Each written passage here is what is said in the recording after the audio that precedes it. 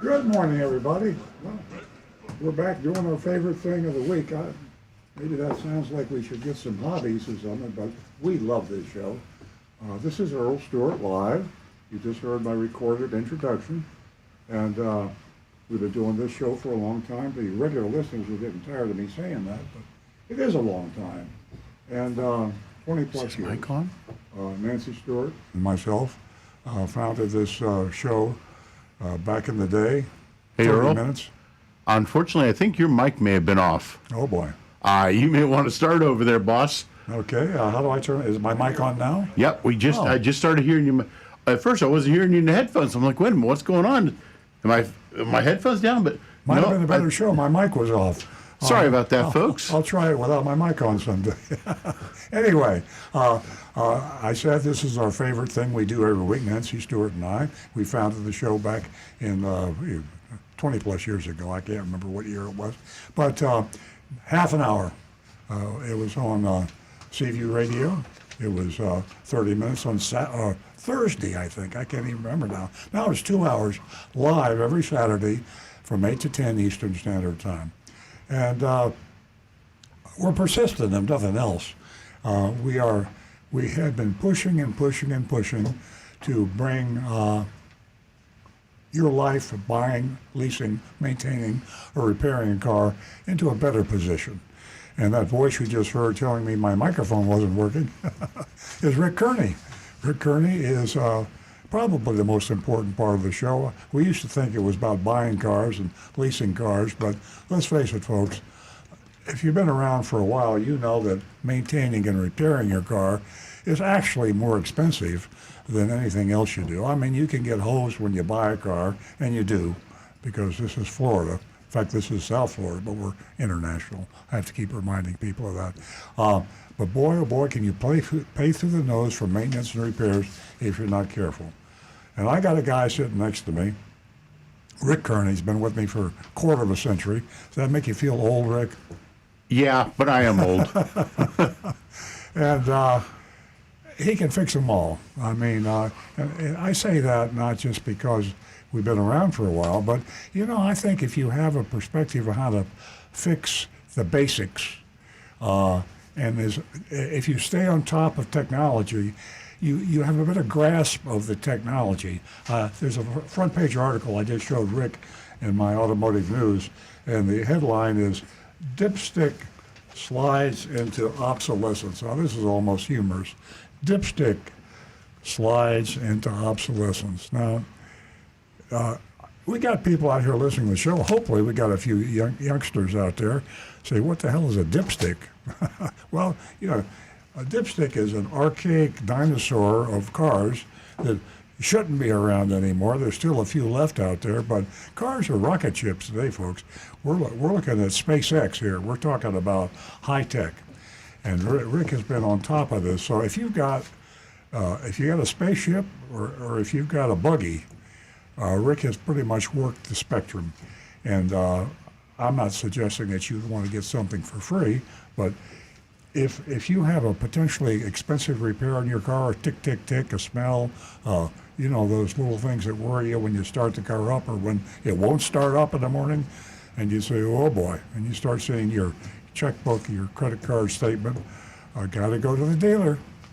You might be surprised what a call to 877-960-9960 might do. 877-960-9960. You might save yourself a few bucks. I mean, we have callers, and they're listening now, I hope, and they will be listening later, that have saved literally thousands of dollars because what they thought was a problem was not a problem, or it was a problem, but the fixed cost was much less than they'd been told or anticipated. Long story short, Rick Kearney, certified diagnostic master technician. If you will call this number, 877-960-9960, Nancy Stewart, who is sitting right across from me in the studio, she will stop everything. She'll wave at me. She'll throw a bottle of water at me. She'll get my attention, because when a call comes in, we want to take those phone calls. We've only got 5 lines, and sometimes they get jammed up, and people wait and they hang up, and we hate it when that happens. So if you want to call Rick Kearney, dial 877-960-9960. We changed chairs in the studio, by the way, just so Nancy and I could look at each other and she could signal me better, because there's all sorts of things going. Callers call.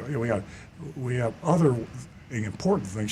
She sits at Control Central here with the show. So if I don't hear her or see her, the show goes into the bucket. So I'll stop what I'm doing. She'll wave at me, and I'll have Rick Kearney tell you what's wrong with your car. He'll give you a diagnosis. Ask any questions you can. You cannot stop Rick, I promise you. Now, I know I'm rambling on, but I'll stop when Nancy tells me to. We have some breaking news today, and I'm telling you, breaking news. I keep saying how long we've been around on this show. We've been through a lot of attorney generals, and we have had no attorney general that's ever done their job. We pick on Ashley Moody these days, but Ashley's only one of, I think, 4 attorney generals. When we started the show, there was a guy by the name of Bob Butterworth. He was the attorney general. And they passed some great laws back in Bob's day. And the problem is, nobody cares. We have great laws protecting you, the car buyer, and nobody cares. And we've been through now on our 4th attorney general. So the exciting news is that all the dealers in Florida got a certified letter to the registered owner of the dealership. Now that's got to go to the head man. There are a lot of dealerships out there that are owned by people you don't even know who they are. You think Arrigo dealerships are owned by Joe and Jim Arrigo. They're not. They're owned by a guy named Larry Morgan. You think that this Hyundai store or that Nissan store is owned by somebody. It's really Terry Taylor who owns it, but he hides his name. But he's a registered agent. And so all the big shots, all the people that know, got this certified letter. They said, and the letter basically says, I'm paraphrasing, watch out, folks. They have woken up. Is that right? Or did they waked up? Something like that. English teachers, please tell me. Anyway, the fact of the matter is, on September 1st, I know here you are with another deadline, they're going to start fining dealers and putting dealers, canceling, I started to say in jail, canceling dealers' franchises. And this is so important that... I like that. What? That slip. Gonna put them in jail. Yeah, put them in jail. Where they belong, Yeah. those dogs. Yeah, it's so important that they want the dealerships registered agents. So my dealership is having my general counsel, my legal counsel, attend what they call a roadshow meeting to get the literal verbal online in front present Q&A kind of an answer as to, are they really getting serious about enforcing the Florida law that's been there for 20 years since Bob Butterworth? And that's the breaking news. We'll talk about that. We got a lot of really sharp people out there. YouTube.com/Earl on Cars. Those are Rick's followers. And Facebook.com/Earl on Cars. And there's also, of course, our texters, 772-497-6530. Now I'm yakking. I'm going to turn the microphone over to Nancy Stewart. She is my co-host. Most of you know her. If you knew you don't know her, you should know her, because she is not only an incredibly knowledgeable person when it comes to cars, she's an incredible person when it comes to female rights and women's rights. And she has built this audience of ours over the past 20 years to parity. We have 50-50 women, and she has a super special offer for female callers. And if you're a lady and you're afraid to call, don't be afraid. You can send a text or an anonymous feedback. She'll tell you about that too. I'm yakking. I'm turning the mic over to Nancy. Sounds good. Good morning, everyone. Let's step back to what you were talking about, this letter that went out to, certified letter that went out to all the franchises, okay? Yeah, 500 dealers, yeah. And is this fact or is this fiction? This all began with Bob Butterworth's wife, who, is it fact or fiction? Seriously, I did read this, but who knows? She was charged a $35 undercoating fee. Yeah, a lot of people don't know what undercoating is, but that's fact. The only reason we got this regulation on the books, the Florida regulation on the books, that no one's enforcing, is because Bob Butterworth's wife got taken advantage of to the tune of $35. Right now, wives are being taken advantage of, and husbands are being taken advantage of to the tune of $3,500, and still nothing is being done. But yeah, that's back many years ago when he was. And he was Attorney General in 1987. 1987. That's when the law went through. It's been there over 20 years. Okay, sounds good. And this letter that went out, ladies and gentlemen, let me remind you, this is certainly connected, with this whole thing that Earl has been working on, which seems like forever, and that is the cracking down on junk fees, lowering costs for consumers, everything. So this is all going to come together, and it'll be successful finally. It definitely has been a long journey with Ashley Moody.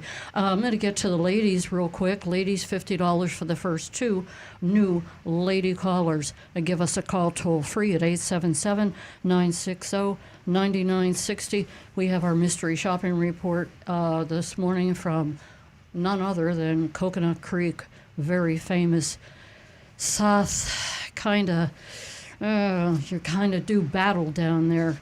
They're well known for charging everybody everything that comes in and purchases a vehicle. We're going to go, I'll talk to you later about Zoom. We're going to get right to the phones. We're going to talk to Earl, and he's calling us from Stewart. Good morning, Earl. I'm here. You mean there's another Earl? How are you this Hi, morning? Earl. Hello. Maybe it is Good me. morning, Earl. Good morning.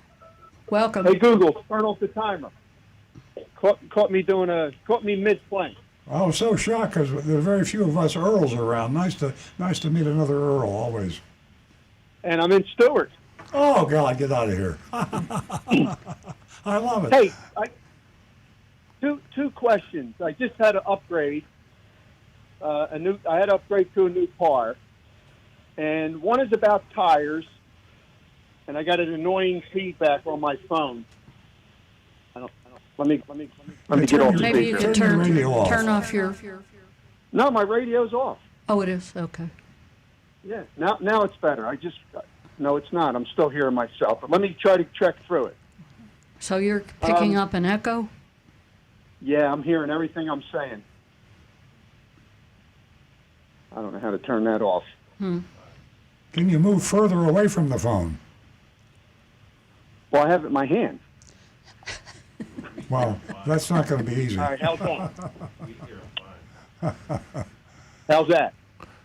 Sounds good now. You sound good to us. We hear you fine. All right, anyway, I'll just have to listen myself. This new car... Excuse me. Hey, Earl, maybe if you set the phone right down on your desk or your console in your car, wherever you are, and separate yourself, mouth to phone, the speaker. All right. Maybe that'll help. How's that? That's good. We can hear you real well. Yeah, no, but... All right, I'll try without the speaker. Am I still there? Yes, loud and clear. All right, I'm going to just go through with it. Anyway, 20,000 miles I bought the car. Mm-hmm. I got a flat tire within the first month. Or not a flat tire, it was reading low. The sense was reading low. So I took it to the dealership. There was a nail on the inside of the tire. I had to replace the tire. Mm-hmm. Now, the other tires have 20,000 miles on them. This has nothing. What do I do when I rotate these things? Rick? Unfortunately, the best answer really is just continue the rotation normally, because otherwise the three tires that you've got that are old, you're going to get some ugly wear patterns there. And obviously, depending on how you drive the car, you might still have a lot of life left on those. I would continue with your normal rotation pattern. Okay, that's what I thought I was going to do. All right, the second one. This is the first car that I've owned that's truly, really electronic. What I mean by that is I was always taught when I grew up to turn off the AC so that when you start the car back up, it doesn't put a strain on the engine. You just turn the AC back on after the car starts. Now, whether that was somebody just trained me to do that, I think it was my dad, but nonetheless, this I really can't do it because it's digital. Yep. Does it matter, or when I start the car up and the AC's already on, is that hurting anything? That used to be the case back in the old days when you turned the key on, everything got power, and of course when you fired the car up first, it put a bit of an extra strain on it. So if you wanted to really try to get every bit of lifespan out of that car, yeah, it was a good idea to shut things down at when you turned the car off. But nowadays, the way the computers control it, they automatically do that. They turn everything off, and when you start the car, it'll keep that stuff off for a moment or two, and then slowly bring it on. You'll notice when you turn the AC on, you can set it all the way up to high, and most of the newer cars, the fan will start out real slow, and then bring itself gradually up, and the computers are programmed to do that automatically now, so you don't have to. The engineers have really thought about a lot of these things, and they have made them so fine-tuned now so that it expands the lifespan of these cars and the lifespan of the parts. Awesome. Okay.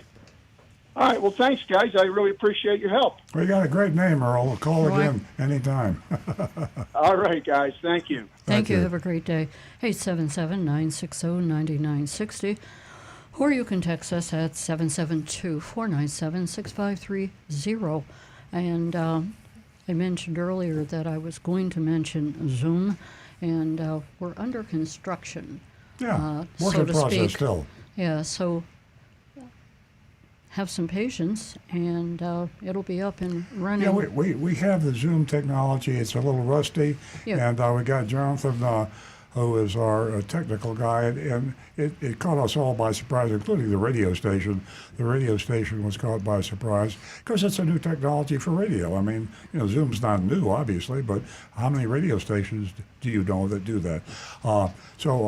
What we're going to do, we were paying $100 for the first so many Zoom callers, but we don't want to promulgate a lot of echoing and confusion, and we'd like to get to the essence of the show.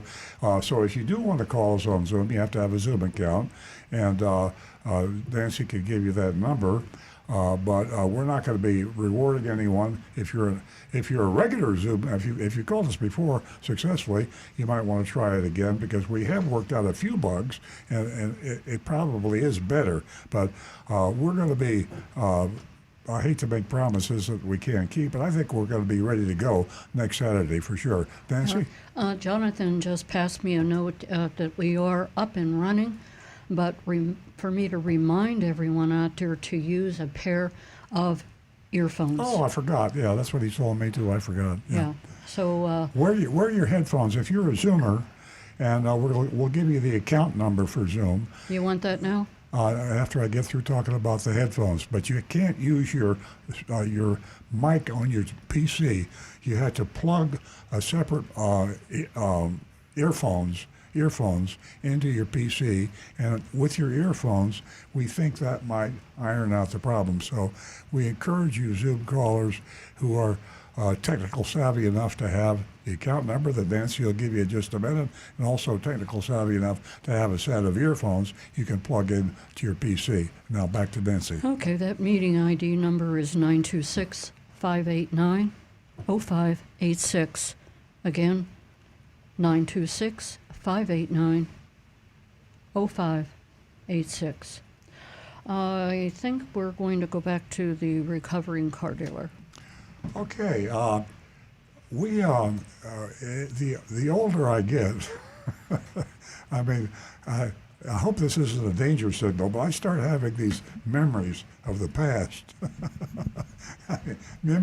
My memory of today isn't that good, but I had this recollection. We shopped a car dealer today, and I didn't mention mystery shopping reports because that's the highlight of the show. And I got to keep reminding myself that half the people, I pulled that out of my head. I just don't know how many tune in for the first time every week. I don't know what it's a significant percentage though. So, if you haven't tuned in, the most exciting part of our show is the mystery shopping report, where we send an undercover agent, literally secret agent, and we call that agent Agent Lightning. And she goes in, female, she goes into dealerships around the United States, mainly Florida, mainly Southeast, but also Michigan, and she's been around Pennsylvania. So we do a mystery shopping, a separate one. We go in and we don't play games. We pretend to buy a car. We tell you, our live radio audience, exactly what happened. If you were trying to take advantage of, if laws were broken, if ethics were violated, if bait and switch advertising occurred, if drug fees and all the other nasty stuff that we talk about on the show, we tell you about it. So this particular mystery shopping report is on a dealership in South Florida called Lou Baccarat. You folks have been down in South Florida for a while. Most people haven't heard of him, but if you're a South Florida person, Baccarat, Bachrodt, Lou Baccarat, been around for a long, long time, as long as I have, and that goes back to my, primary reason for making this comment, that back in the 80s, Lou Baccarat and I were selected by the J.D. Power Group, and they're you familiar with the show? That's a big survey group, not as prestigious as Gallup, but they are mainly car dealer type people. I'm going to stop. Nancy's got a call. Thank you very much. You're welcome. That number is 877-960-9960. And we are going to go to Ellen, who's calling us from Pompano Beach. Good morning, Ellen. Welcome back. Oh, thank you. Yes. I was just now, I'm getting that feedback too, but anyway. Do I sound okay to you?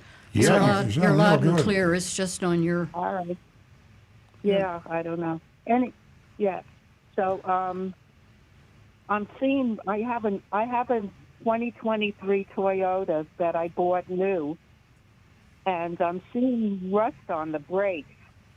Now, maybe I didn't notice it, and I thought when you drive that it's supposed to go away, but it doesn't seem to. Rick Kearney can answer that.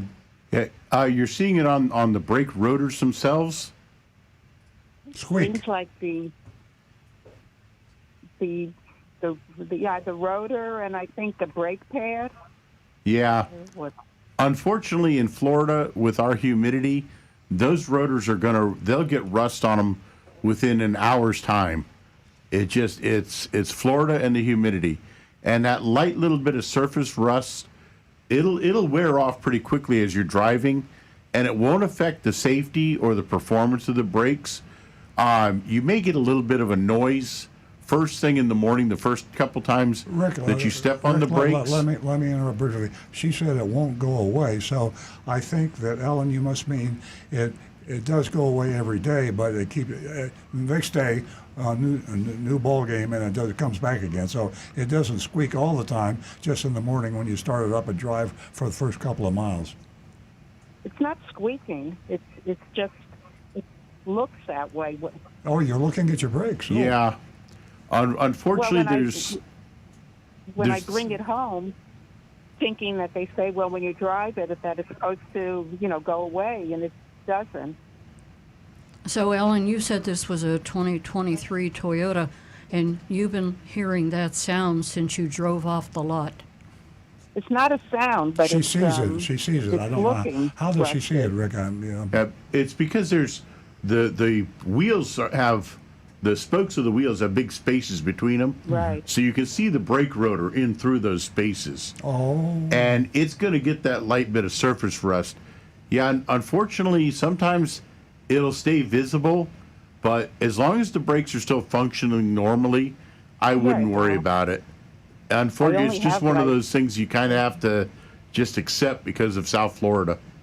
Yeah, Even Ellen, and it also depends on where you're parked, what location you keep your car in, because I have the same thing that you have. It's like a car And like Earl port, said, Rick said, we live here in the state of Florida and we deal with the elements. The only thing I remember when I bought the car, and I did learn, I learned a lot from you, but that it was a new 2023, but I bought it in September, so you're supposed to treat it like it's a used car, which I never thought about. And I remember I looked at the tailpipe, and it was rusty. And I brought it back, and they said, well, that's normal, and they did nothing for me. I brought it back to the dealer. Yeah, that's one of the ironies of buying cars is that the disclosure is so smoky and cloudy to the consumer. To be able to call a car new that's been sitting on the lot and rusting, as we just described to you, for a year or more, that car, if you had bought that car could have been on the lot for 3 years. You're going to be buying a 2021 car, and Wow. as long as it hasn't been titled, they're going to call it a new car, and that's just there should be better disclosure for people when they buy a quote-unquote new car, and being new means how long has it been sitting on the lot, just like as how long has it been driven. Yeah, I just thought it's new, and that's good, and I didn't even think about, I never got an adjustment on the price or anything because of that, but I learned that from you anyway, so Thank that you. was among other things. So you think if I brought it back to the dealer, because it is under warranty, with the brake, when the rust, then they're not going to do anything? I don't think there's much that they'll be able to do for you. They might tell you to hose it down or something. I'm not sure. There's really nothing that can be done for that. Do you happen to live near the salt water? I live a couple of blocks away. Yeah. Unfortunately, I have actually seen customer cars that you could literally tell by looking at the brake rotors that one side of the car is, when they're parking it, that same side faces towards the salt water more than the other side, just because the way the wind would blow the salt, and like the passenger side would be solid rust under there, and the driver's side only have half as much. I noticed that. It's just an environmental thing in Florida. So, Ellen, Wow. if it's any consolation to you at all, what Rick just shared with you and what I shared with you about location, and I have the same thing on my car from the elements. If that satisfies you, and I hear a little doubt in your voice. No, we're all in the if same it's boat. if it means, Yeah. I would to set your mind at ease. Go back to the dealership, see what they say. You might get somebody else. Who knows? It's worth it. Yeah. Well, Rick said to water it down. Now, do you dry it? No, water because it down? even spraying water on there isn't going to do anything, because the rust it's oxidation, and it's caused just by the air. But of course, when they get damp, then it actually helps to it acts as a catalyst to help make that oxidation occur quicker. You'd have to wash and Yeah, dry so it, no which would be water. Yeah, and much Hey, trouble. Ellen, Even then, it's going to come right back. we won't be doing any watering or anything like that. Ellen, I've got some calls backed up. Could you give us a call Thank next you. week and let us know? Yeah, thank you very much. Thank you. We're going to go to the Road Runner, and that's Road Runner Steve. Good Meanie. morning. Hey, babe. Good morning, everybody. Good morning. I see they paid the ransom for $25 million to the people that hacked the car companies. Oh, you're talking about CDK? Yeah. Huh. And what makes you think they're not going to do it again? Well, what can I say? One thing I've learned over all these years is don't believe anything that the government says, much less the Florida Attorney General's office. So you got to have hope. I hope you got to have hope. Yeah, plus they use that cryptocurrency, which cannot be traced anywhere, when they make the payoff. Well, that's exactly what's happening. You can't make this stuff up, Steve. You can't make it up that the car dealers, and it isn't just the state of Florida, almost every state, the car dealers, money talks. You know, I won't say the rest of that, but I will too. Bullshit walks. So beat me. Oh, But, that's the first time I ever heard that. but money talks. The, And if you and you just look at politics today, national or otherwise, You're out of here. yeah, you'll see any politician you know exactly what's going on. He's telling you what you want to hear to reelect him or her, and that's what happens. It's life. It's the best system in the world, folks. I do not want to move to India or China or any other place. I love America, but our best system has got some flaws, and one of them is the way we elect our politicians. And when you elect a politician, Attorney General in Florida, going all the way back to Bob Butterworth up to Ashley Moody, if you want to get elected Attorney General of the state of Florida, you got to pay off the Florida Automobile Dealers Association, which is nothing more than a political action committee, a giant organization formed to raise funds to protect car dealers. That's life. Insurance companies have it. Every big bit. Pharmaceutical has it. I mean, just read the papers. Yeah. Everybody So- owns the politicians. Yeah, and Steve, you asked a question. You wanted to know if it would be the last cyber attack. You know something? I know the answer to that as I sit here in this chair. Absolutely not. Anyway, do you have any other questions? I've got some calls yeah. backed up. did you read? Did you hear about the story in Phoenix, Arizona? A cop pulled over a car that was driving erratically. The cop car follows him. Cop gets out of the car. He goes up to the car. There's nobody driving. It's one of those taxis, self-driving taxis. With that, the cop don't know what to do now. Now Oh, yeah, that's right. comes over. Wait a They minute. ask him, "Are you having a problem?" He goes, "Yeah, there's no driver." So they had the court. They have a phone number in the car or something, and they call them up and they tell them, "Hey, your car's driving erratic all over the place." I got it. The answer is just put the car in jail and make the owner Yeah. come and bail it out. That way you had your cake and eat it too. Okay, guys, I got to wrap it up.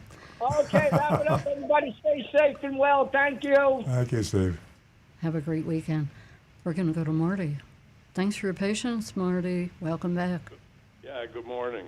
Morning. I have a question. My son who lives in Miami gave me a project for today, which I didn't really need. He's looking at a used Model S Tesla, and it has only 98,000 miles on it. So I wanted to ask Earl or Rick, what do I mean, I've driven a Tesla, but just for 2 minutes. What do I have to look for? And is 98,000 miles, I'd say maybe the battery's ready to go. So how do you know what to do? Well, you can test the battery, and there Tesla has anybody that has a Tesla. This Tesla right on its instrument panel Yeah, is a way to test the battery. So that's the number one and most important thing. And that's done number with an two app? thing is App yeah. on this, Yeah. because we No. discussed it. Yeah, and the number two thing is you want to be sure that the price is right, because the prices of electric cars are dropping like rocks, and Tesla is probably holding up better than some. There's one manufacturer out there, I think it's Fisker. They're selling brand new cars on their lot. They went bankrupt for $14,000 a piece that they were charging $100,000 before. So if you have an electric vehicle that's not cutting it, the price drops. But if you get a good price on a Tesla S and the battery's strong, buy it. It's a good car. Your son will have fun with it. Yeah, but he's buying it for his son. Oh, well, his son. So, that'll be like his first car. So to me, Teslas are very fast. So I don't know if it's a good idea, but I'm not going to discourage them if the price is right. Well, that's a very good point. I forgot about that. I'm a 83-year-old kid, and I love speed. And this grandson of yours is probably more mature than I am. Hope for his safety. Yeah, yeah. Well, Rick's I got his guess- finger up in the air. yeah, go ahead, Rick. Our buddy online, Donovan, has come up. He says you can go into the screen and on your main screen and look up how to get into service mode. He says it will tell you the vehicle's battery life, and it will also tell you any faults that the vehicle has in the service mode that the original owner, they can't hide that from you to be able to see it. We love you, Donovan. God bless you. I love that caller. Wow. Isn't he In great? other words, if I ask the salesman when I go to look at this car today, He won't know what you're talking about. Yeah.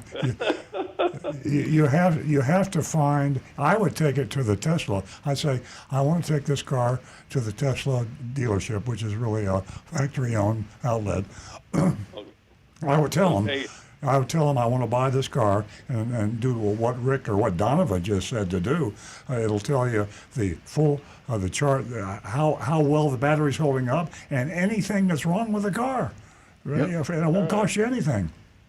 all right, take it down to Okeechobee Boulevard. To the Yeah, Tesla. Okeechobee Yeah, Boulevard. that's the location you And go be sure to. the price is right, because electric car prices are in the toilet right now. If you ever was, but that's an average. Say, I mean, so you know, Teslas are going to cost more than Fisker. So just be careful what you buy. Hey, In other words, hey, Marty, You don't. Yeah. you said that this was your son's first car? No, it was my son telling me to go look. He went to buy it for his son. Yeah, correct. His son. How old is his son?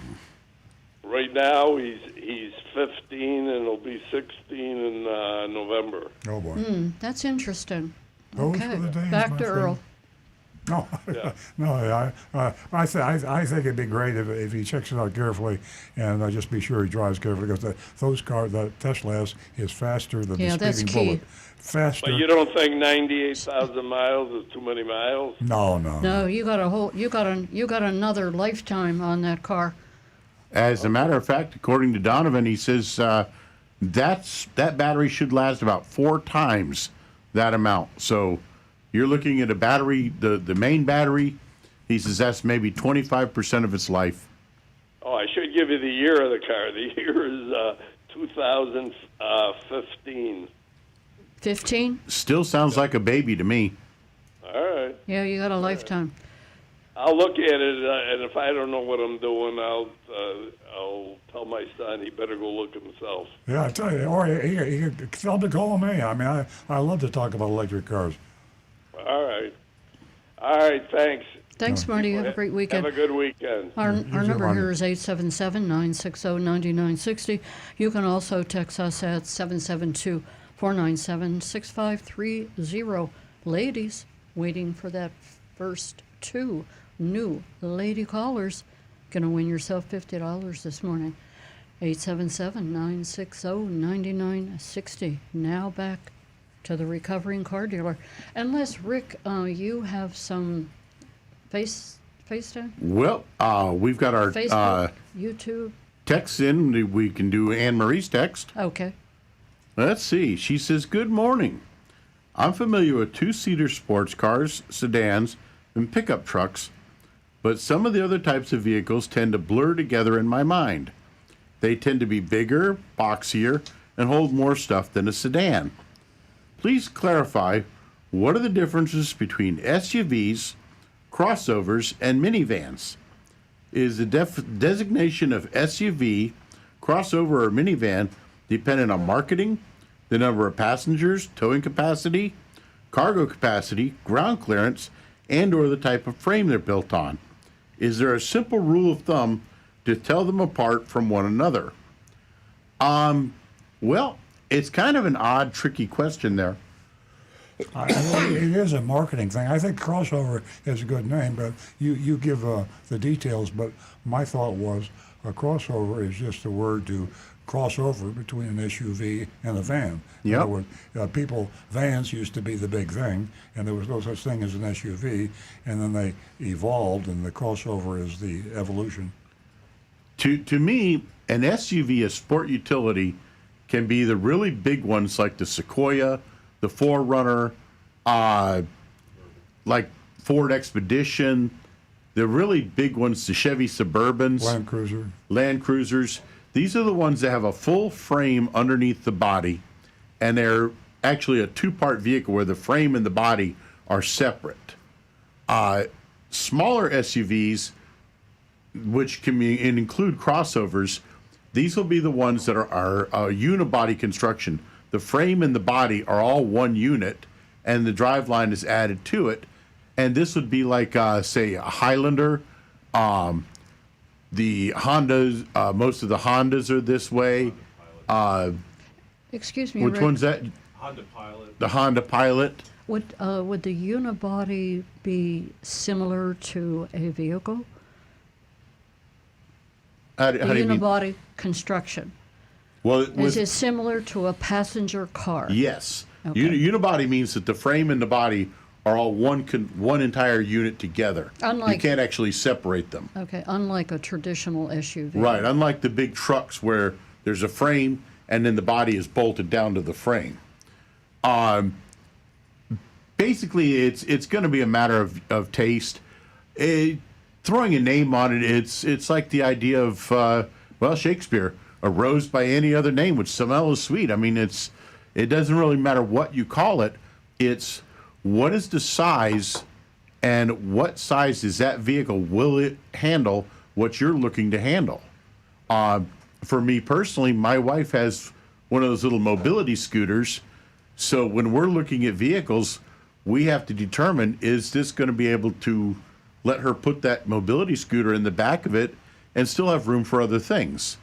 And so everybody's different. You got to determine, will this vehicle be able to handle someone with a family where they've got 5 kids versus the group the family that only has 2 kids or 1 kid or none, and maybe the person that has 3 dogs that they want to be able to carry along with them. You know, they've made so many different sizes now to be able to accommodate everybody. You get to just pick and choose the one that fits you. That's a great answer. If the shoe fits, wear it. There you go. So that's it on your text. Okay, that's for Anne Marie. And let's see, we got one here says YouTube isn't up, but no, we are up and running, I think, right now. Sounds good. Does anybody have your anonymous feedback for me? Well, I haven't checked that yet, but Okay. I'll check Maybe it right now. Rick can get back to. We got Stu maybe out today, by the way, in YouTubers? case you haven't noticed. Stu is not feeling well, so we're having a double up on checking input, and I'll see what I can find with anonymous feedback. Okay, and meanwhile, Kim Appreciates Life says you can get a good deal on Tesla Model 3s these days with the tax credits if you buy new. Oh, I forgot to mention that. Thank you very much. Yeah. And Donovan, backing that up, says, yes, there's an additional $4,000 for a tax credit on a used one that is under $25K.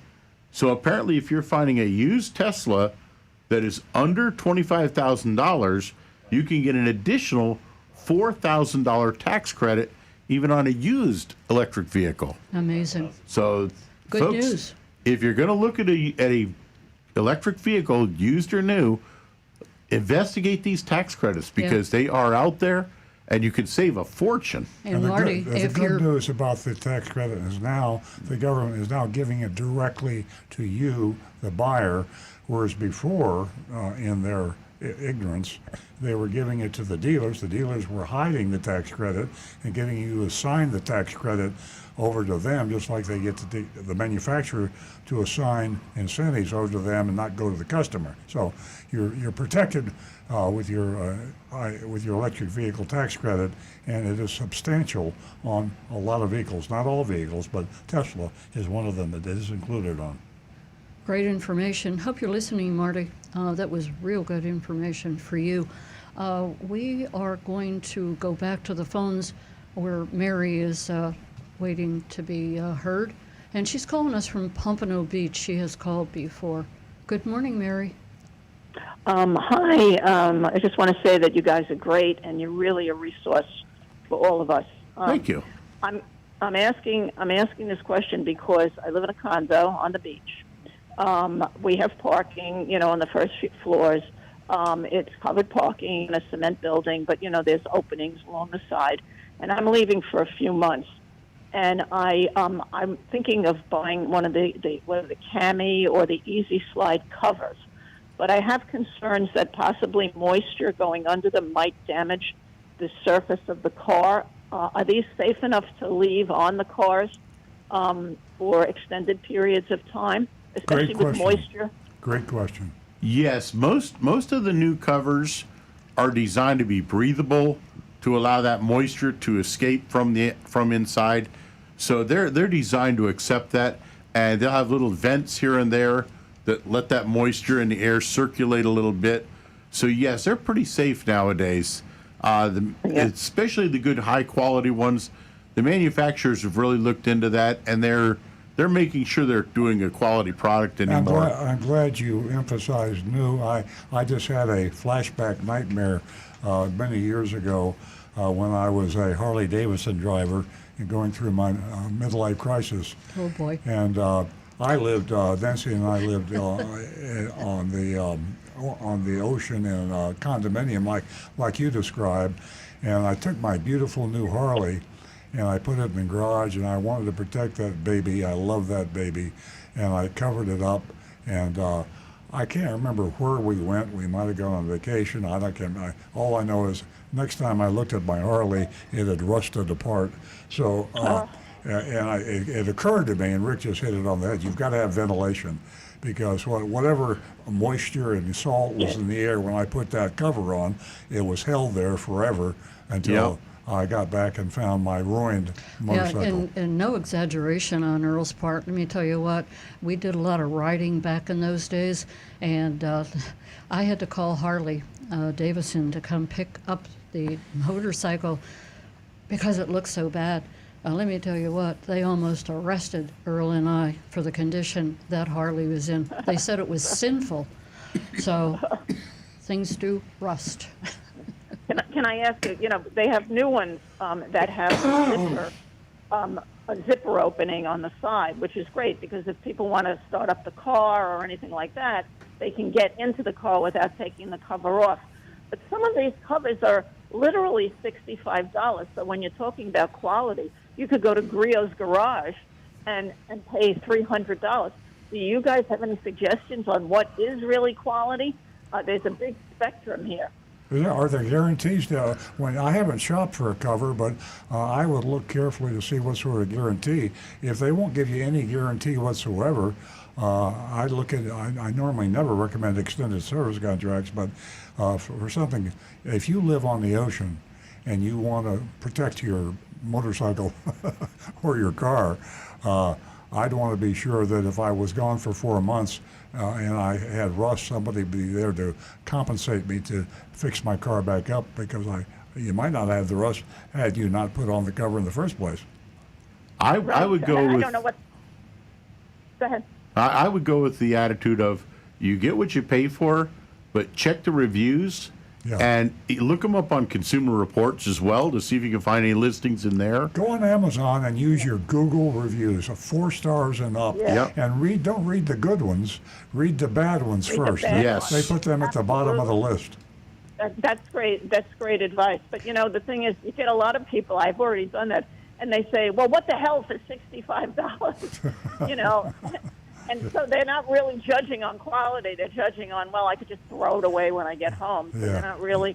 But I haven't seen anybody say anything that the car was damaged. But like I said, we get a mist on our car even in these garages. Yeah. Yep. So But being away is, puts a different spin on this situation.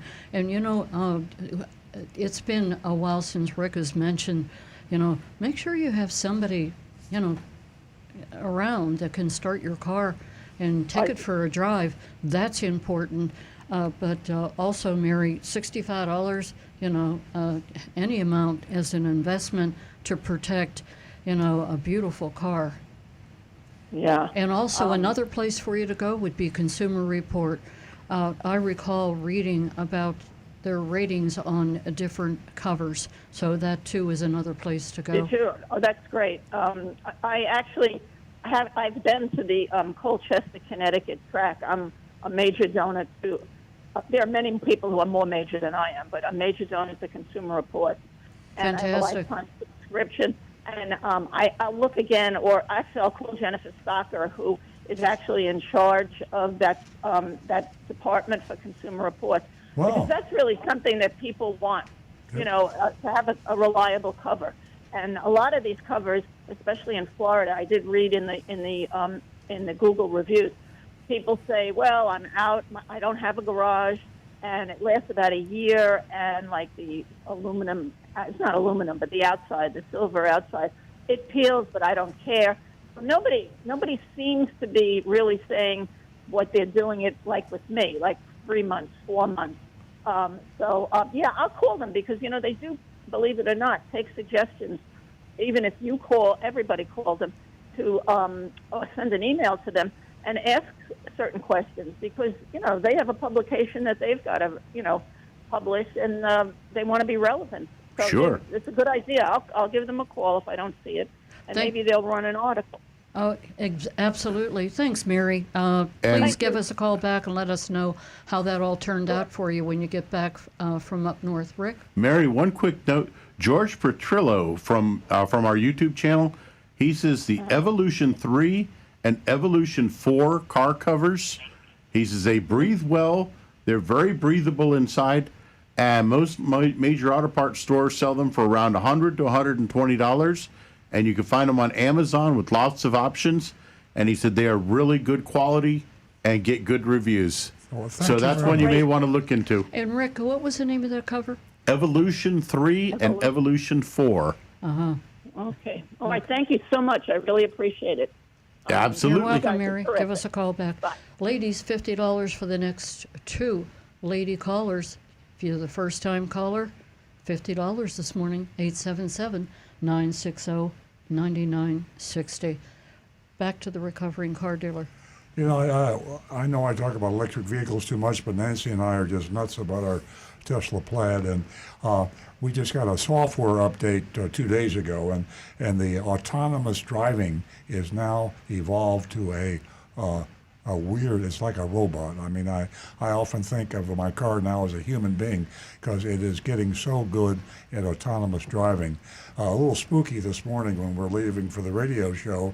The new autonomous update won't let me wear my sunglasses. So Big Brother is watching you. If you got a privacy issue, you don't want to be driving a Tesla because they have cameras inside the cabin, 8 cameras outside the cabin. So Nancy's waving at me. I guess. Miss Nancy said that no brace on the wrist, whether you have carpal tunnel or not. It interferes in the autonomous. Yeah. So what this has done now is actually it takes a certain mindset. I'm not suggesting that you use my type of mindset because I know I'm strange, but you have to be a little bit of a risk taker. Maybe I shouldn't be, but I am. And you have to let your autonomous car do some things, but not crazy things, but some things that you say, I wouldn't have done that. We all drive our cars differently. I mean, let's face it, whether you want to admit it or not, you think you're really a good driver.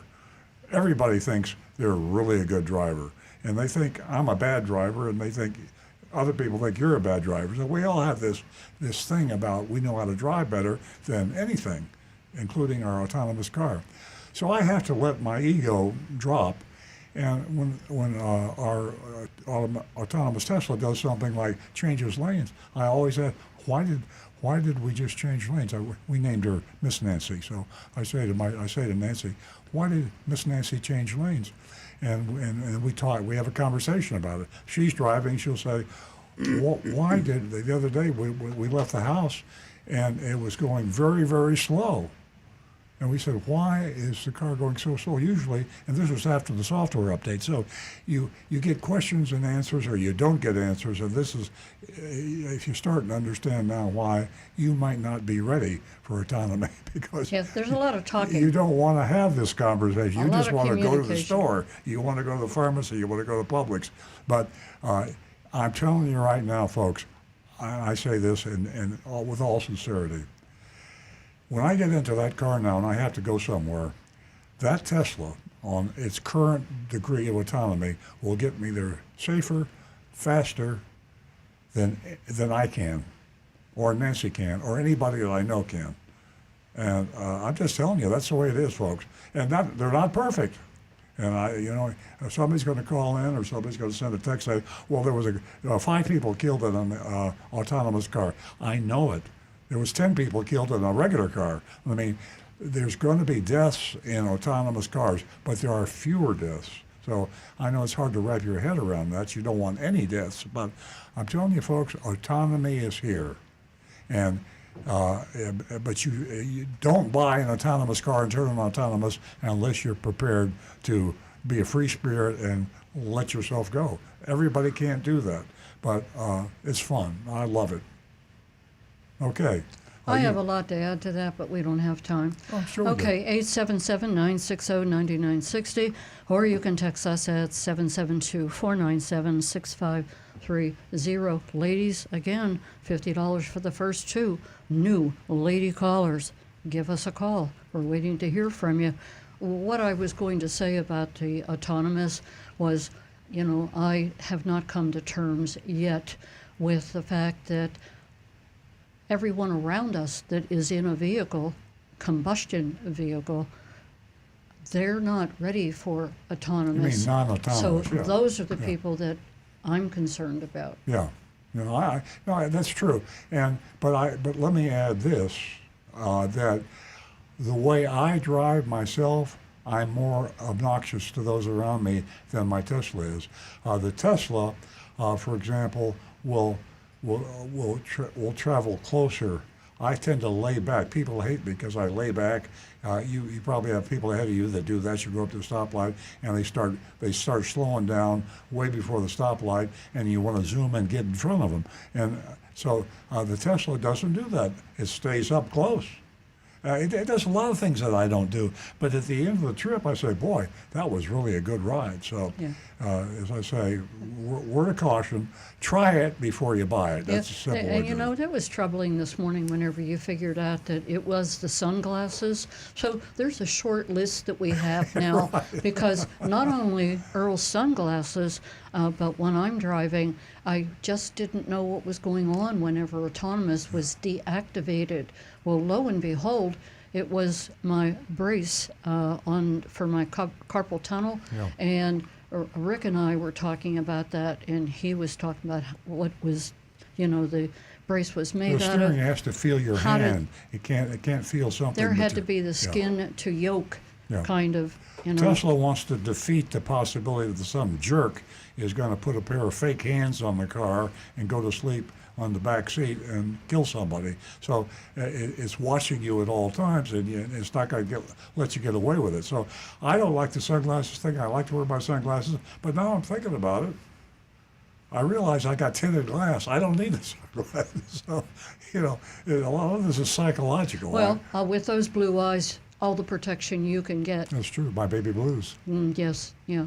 They're a plus and a minus. Okay, we are going to go back to the phones. We're going to talk to Lane, and Lane is calling us from Fort Myers. Good morning, Lane.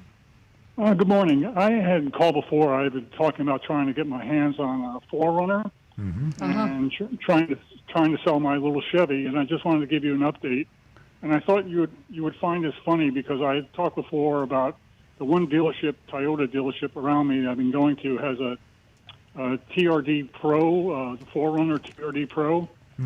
And listen to these figures. I'm not sure if I told you before. It has an MSRP of $57,614, has installed equipment for basically $1,000 of window tint, wheel locks, and all weather mats. Yeah. Appearance protection for 3 years for $700. Uh-huh.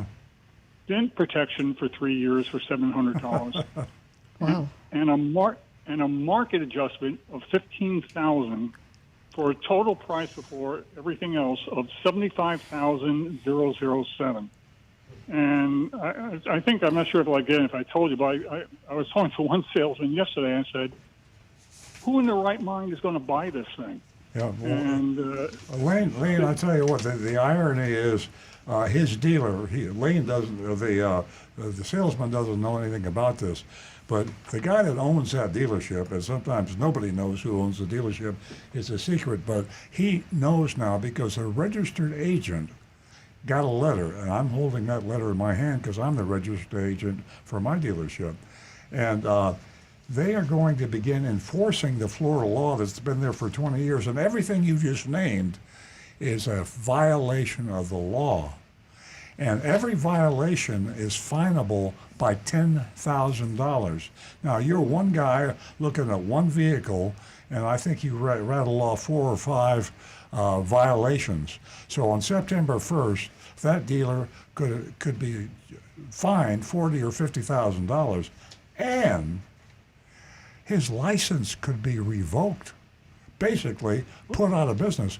The Department of Motor Vehicles, if you violate, and they so deem the fact you have violated this law that's been on the book for for 20 years, they can take away your license. You're out of business. You got your life tied up in your dealership. I shudder when I say this because, our dealership, that's everything. That's us. That's what we do. We're car dealers. Everything I own, everything I have, that's my car dealership.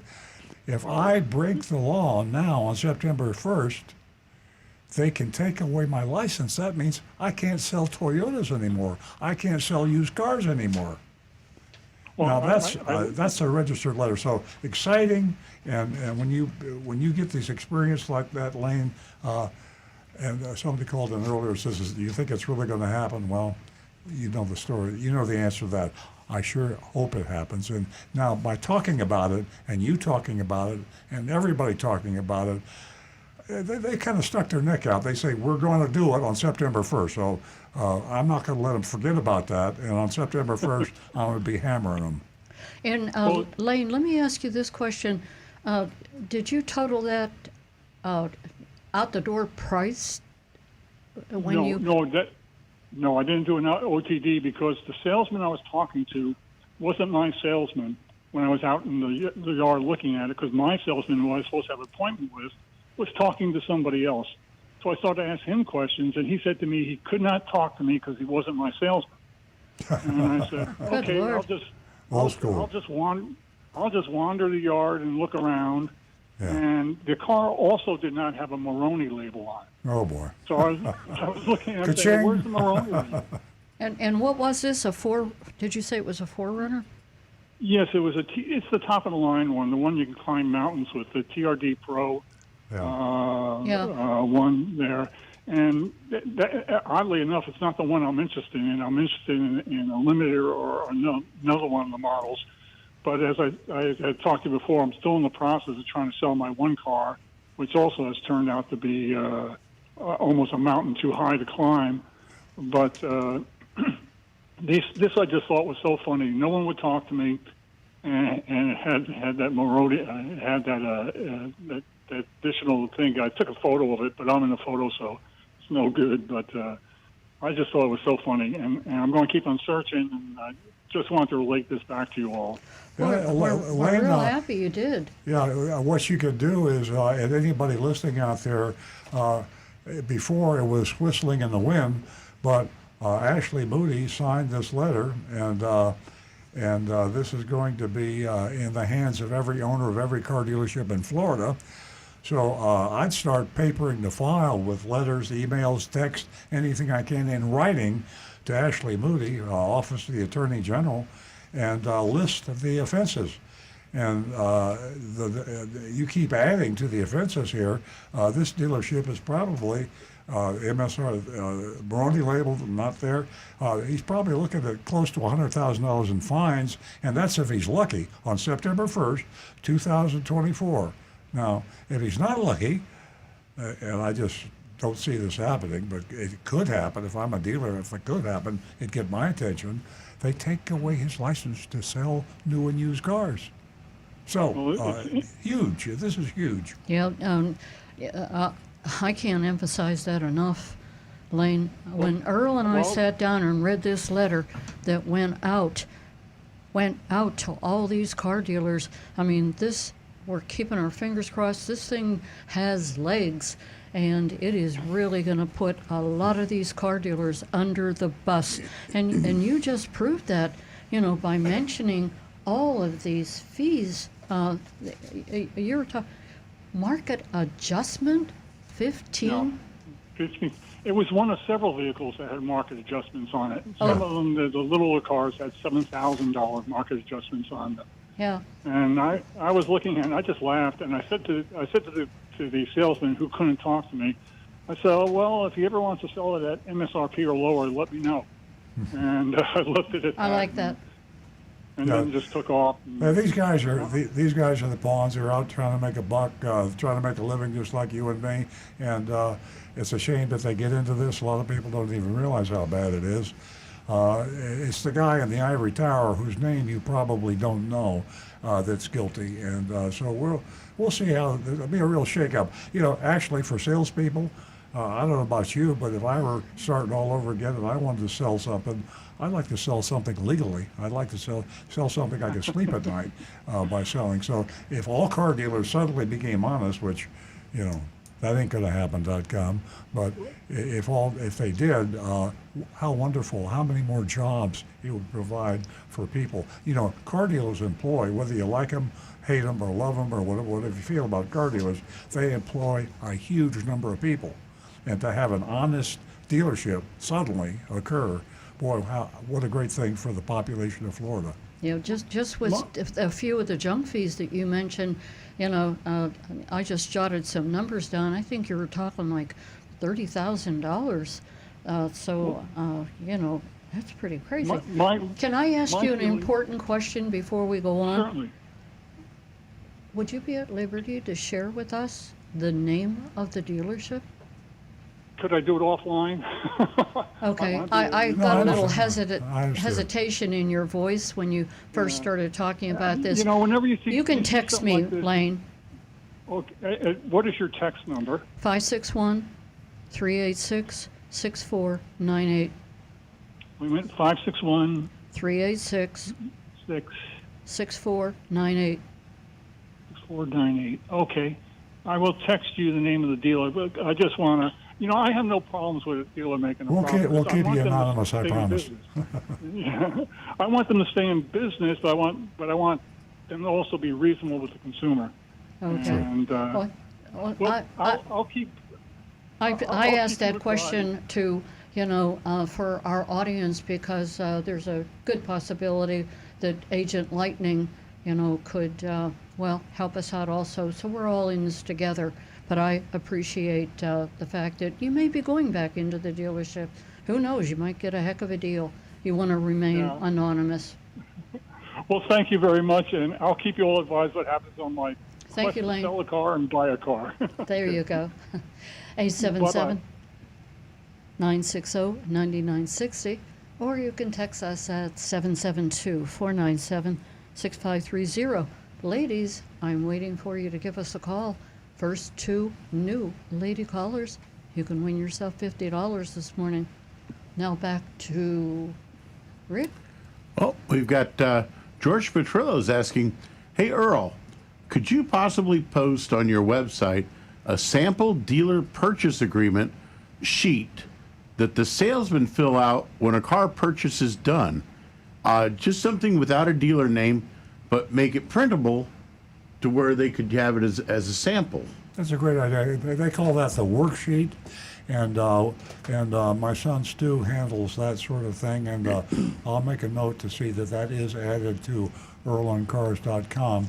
The worksheet that he refers to is premeditated by car dealers because there's no legal obligation. And if you read every dealer has this preliminary sheet. Typically, if you buy something and you go into a retail store and there's going to be a buyer's order. There is going to be a contract. You sign the contract and you go home and you take your product. But with car dealers, you don't sign any contracts because they don't know what they can get you to sign. So they have something called a worksheet. They're going to work on you. They're going to work you real hard on that worksheet. And down at the bottom of the worksheet, you can't make this stuff up, folks. I mean, every dealer does this. I'm talking about not just in Florida, but everywhere. And it's the advice of the dealer associations. And in the fine print, it says, this is not a legal document. This is nothing is signed. Nothing has legal binding unless signed by an officer of the company. If you have this is all fine print. If you have a complaint, if something is out of order here, then you may not sue this dealer. You must file an arbitration with the American Arbitration Association. Now, for those of you, I'm the only car dealer that I know of. Our dealership is the only one that I know. And if somebody out there can catch me on this, call me and tell me. We don't have an arbitration agreement. We don't want an arbitration agreement. If you want to sue me, I want you to have the right to sue me. You're entitled by your rights as an American to a trial by jury. So you want to sue me? Sue me. I'll do my best because I think I'm honest. But the car dealers don't want to be sued, so they go to the American Alliance for Arbitration. And this is a business organization, and the people that pay them are the businesses. So now, if I'm the guy paying the Arbitration Association, and you're the guy coming to get me, who do you think they're going to favor, me or them? If they really get me angry, I'm going to drop them. I'm not going to pay them anymore. I say, what good is me paying you for this arbitration thing if you're going to have that agreement broken and I get sued? So that's the worksheet, and I will take your advice. We'll put the worksheet up there. We'll blow the fine print up so you can see what you're authorizing, and you really don't get to the really nasty stuff, the really binding stuff, until you get into the box, which is the finance department. They call it the business office. It's not a business office. We have a business office. Car dealers have a business office. That's not it. This is the finance office, and we have highly paid commissions in our finance offices to sell you everything but the kitchen sink, everything you don't need. And in the process of signing all these things, you sign the legal documents. The worksheet means nothing. Well, he follows up by saying, it's incredible all the fees that they try to push. I've been visiting Dodge dealerships from South Florida all the way up to Tampa, and the markups and dealer fees are laughable. Now, that's the reason that Earl calls South Florida the Wild, Wild West. That's Sodom and Gomorrah. Sodom and Gomorrah, yeah. There'll come a day when we don't say that. It's going to happen. I promise everyone. You know, here's an interesting article, and it's one of the professional basketball players is Angel Reese, and she plays for the LSU Tigers. And guess what she found out front of her home? Do you recall this article? A Mercedes-Benz with a big red bow on it. Do you recall the article that we were talking about, and how, you know, there was a time when it was called, what, payola, or it was something scandalous that they were paying off the NFL, the basketball, everybody. And now it's commonplace. Yeah. And the article appeared in the New York Times sports section. Yeah. So they're paying a lot of these professional basketball players, football. Well, how about our college kids? Our college kids are getting paid to endorse now. I mean, used to be college sports was pure and clean, and now it's just about like any other sport. Well, people, yeah, women like Angel Reese has really put them on the map, and Caleb, and to name a few, and they are college basketball players with high performance. Okay. Do we have anything from Facebook, any YouTube, any anonymous feedback? George goes on to say, he says, what do you think of the deep discounts Dodge is doing to push out their 23 overstocks, 2023s. He says he's looking to pull the trigger on either a 23 Challenger RT or a Charger RT. Well, I can tell you this: there is, if you're ready to negotiate and you want to do your homework, you want to use Costco, you want to use Consumer Report, you want to listen to the advice on this show, and you want to stay online because you don't want to be physically attacked. Everything online. Now is a great place to do battle with. I was going to say Chrysler, Jeep, Dodge. It's now Stellantis. But the Stellantis dealers, I think of them as Jeep dealers because that's what keeps them alive. The Jeep dealers are in trouble, and they're rising up against Stellantis. They're going against their manufacturer. It's a war between the Chrysler job. I would love to say Stellantis, except half the world doesn't know what Stellantis is anymore. But Jeep, Chrysler, Dodge, Jeep. I mean, they got so many different lines, Fiat. even Fiats. But the fact of the matter, probably one of the reasons why they're doing so bad is they don't know what their name is, and but they're trying to. They have a record number of cars in stock. So back to our caller, our texter. It is a good time if you're ready for battle to really just beat the hell out of a Stellantis dealer. They're begging for help. Their cars are overpriced, but they admit it. And they have a huge inventory, and interest rates are off the chart. So they have more Jeeps in stock. They're having to rent parking lots to store their Jeeps. So Jeep is just a hot car. I mean, Nancy and I love Jeeps. We like every time we drive by and see a really sexy-looking Jeep, we say, hey, boy, that's really a cool-looking vehicle. So we're not immune to what Jeeps are. And the reason we haven't purchased one is because we've canceled the trip to the Grand Canyon. That's true, yeah. There we go. Anyway, go out there and do your homework and look at the day's supply, and you can just have a lot of fun online. Find a dealer that's got so many cars in stock, he's getting ready to hang himself because he's paying the manufacturer 12 or 14% interest to keep those cars in stock, and he's hanging on by a thread. They're going after Stellantis, saying, "Help us! You need to lower prices. We need more incentives. Quit shoving these cars down our throats." So, if you're strong and you're informed, or you use a good car buying program like Costco, or you want to use TrueCar or Consumer Reports, and you're an informed consumer, you can get a hell of a deal on a Chrysler, Jeep, Dodge, or any Stellantis product today. Ernest Ortega says, if you get financing through the dealership and pay off the loan in less than 30 days, does the financial institution not give the dealership a kickback? Usually that's true.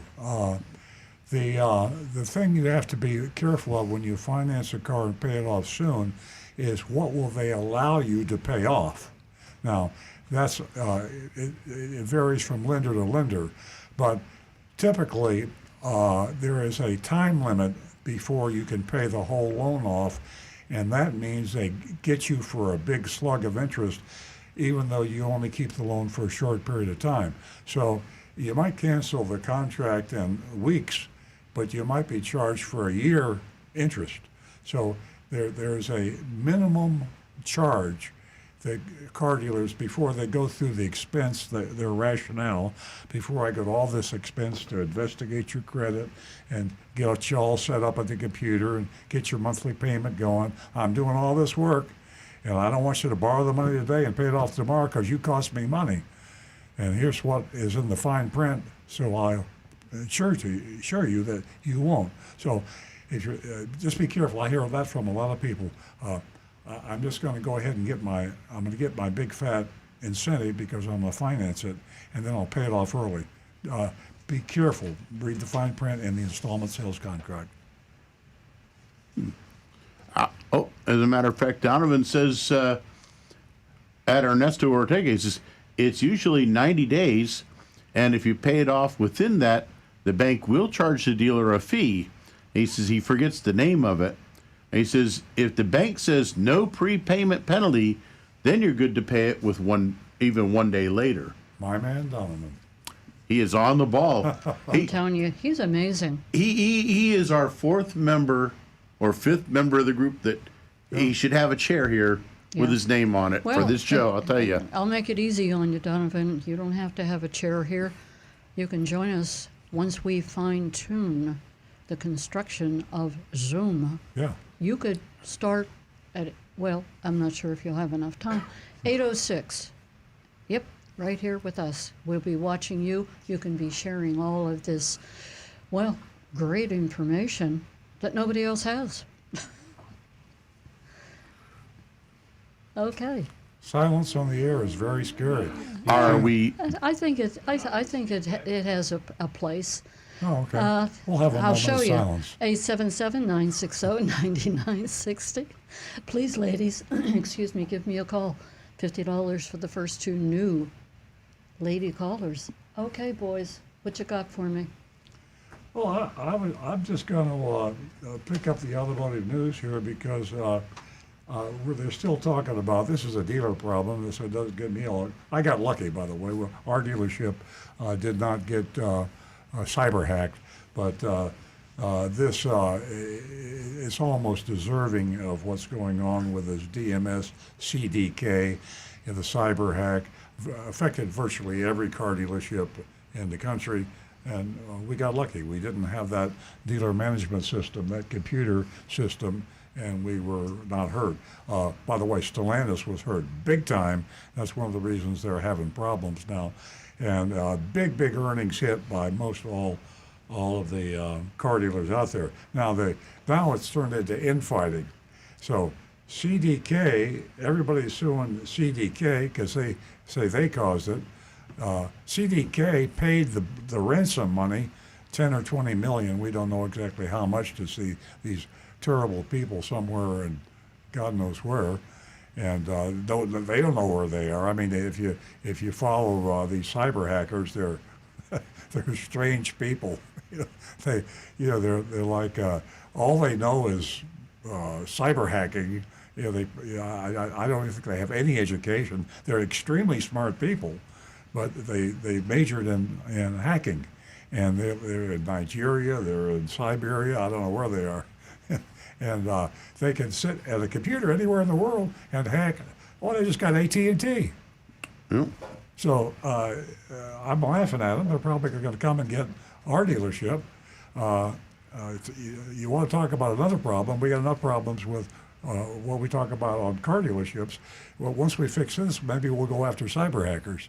Because, There you go. I mean, that could cripple the world, right? Yeah. Cyber hackers. Anyway, the dealers are suing their customers. The customers are suing the dealers. Everybody's suing CDK everybody. is, and the only people getting fat and happy are the lawyers. And there's only one group of people. Well, I won't say. There's three groups of people that I got problems with: lawyers. What was I say? Lawyers, the car dealers, The hackers. and hackers. The hackers. Somebody does. I got it. Hey, I I've love got- dogs, but I love dogs. I have a short list. That list is for all of you out there, the consumer. That's who we're here for, and there's no in between. No in between, man. So, we have no phone calls. So, what does anybody have your anonymous feedback? Anybody have a YouTube? We do have one other in the text messages. Jonathan from Palm Coast says, Earl, if you don't recommend the extended warranty, why do they push it so hard in the finance office? Oh, let me answer that. No, go ahead. Well, I feel defensive when I have to answer Oh, no, go questions ahead. like that. Truthfully, I sell finance contracts because it's profitable, and I Yes. make money, and I'm a capitalist, and I'm a car dealer. I try to do it with total honesty and integrity and disclosure. I personally don't like extended service contracts.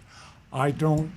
When I buy a product or Nancy buys a product, they always offer you an extended service contract, but we don't buy them unless it's something that we feel Should we need it and can't afford to buy the repair, then we'll buy it. But if I buy something that I can afford to take care of, Nancy and I feel if our house burns down, that would be a financial burden on us. So we have fire insurance. But if my my new iPhone breaks, I can buy another iPhone. It'll cost me what? How much does an iPhone cost? $200, $300? I can. New? 1,000. Okay, New? that shows you how long since I bought one. Can I say new? Well, I'll be honest with you, I can afford $1,000, but I can't. But I'm not going to tell you how much my house costs, but it's a lot of money, and it would bring tears to my eyes to have to build another house. So it's kind of like what you have, what you feel good about. Hey, I won't be I part of know that this without a construction. doubt. Over the long haul of my life, with collision deductible, with extended service contract, over all the things I purchased in my life, I buy very little extended warranties. I am way ahead of the game. I have more money in the bank than had I by buying extended warranties. So back to the question. Everybody But forgot the first question. you The have to caller mention wanted to know, Warren why do Buffett. I sell extended warranties? Because my customers want to buy them. And if I say on this radio show every week, I wouldn't buy one, but that's me. If you feel better about buying an extended warranty, and it covers what it says it's going to cover, and there's no surprises, and the price is fair, then buy it. But I think that you could do better by, if that warranty cost you $1,000, I'd rather bank that $1,000, put it in the stock market, get 10% annual return on my investment, which is historically what the stock market has paid for 1,000,000 years, slight exaggeration, and you always come out ahead of the game, and you don't need the extended service contract. Great Long answer to a simple question. I'm sorry. Okay. Here, Gary. And that's got me caught up for right now. Okay. I think that it is time for us to go to Dutch. You're wondering who Dutch is? He's our dog of the week. Dog of the week. And he's a Dutch pup. Dutch pup. Has boundless energy, and he has a heart filled with love. Do we need to say any more? Take a look at this video of Dutch. Hi, my name is Joshua from Big Dog Rescue Ranch. This is Dutch. He's a Belgian Malinois mixed with Shepherd. He's very smart, very loving. He's got a lot of energy. He's ready to go home. Great on the leash. Come on. I hear the dog is in the background. Sit. Good boy. Dutch. Lay down. Are you okay? Lay down. Good boy. Oh, Dutch is out of control. Oh boy. I'm gonna come down there and get you, Dutch. You behave yourself.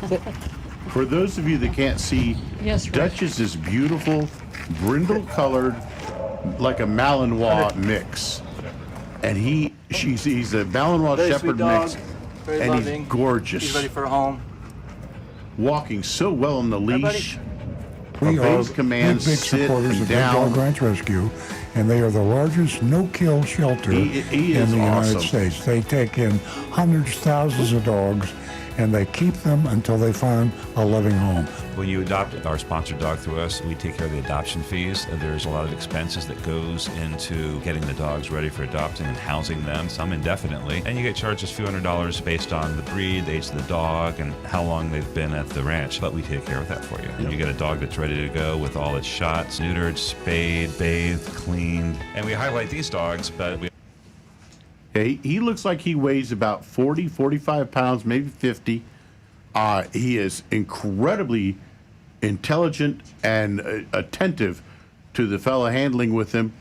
Extremely good on the leash. I'm impressed by how well he is on the leash there. Oh, that was amazing, So, wasn't it? folks, if you're looking for a dog that will do really well on the leash, now bear in mind Malinois, Shepherds mix like that, they're going to require exercise. So be ready, be aware of that one. But go out and talk to them, and if you're the right fit for Dutch, hey, Earl Stewart's going to cover the adoption fees for Dutch. He is looking for a forever home. Yeah, I don't think he's going to last too long. He'll be adopted quickly. He will. Dutch is only 4 years old, and he is energetic. But if and when you see the video, you can see how well trained he is. So he's not going to be jumping all over you and doing things that puppies do. So if you want to go to Big Dog Ranch Rescue, you can go to www.bdrr.org. And you can go there. You can fill out an application if you'd like to do that before you get out there. They do a background check, and you can fill that out, and you can have it all ready or send it in prior to you arriving out at the Big Dog Ranch. And I have to mention Earl's book. His book, Confessions of a Recovering Car Dealer. Well, all proceeds go to Big Dog Ranch. All proceeds go to Big Dog Ranch when you purchase Confessions of a Recovering Car Dealer. You can go to Earl on Cars. You can go to Amazon. Yeah, go to Amazon. Purchase the book. Amazon.com is the best place to buy Yeah. it.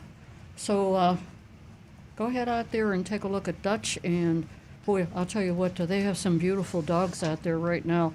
It's an amazing place and an adventure.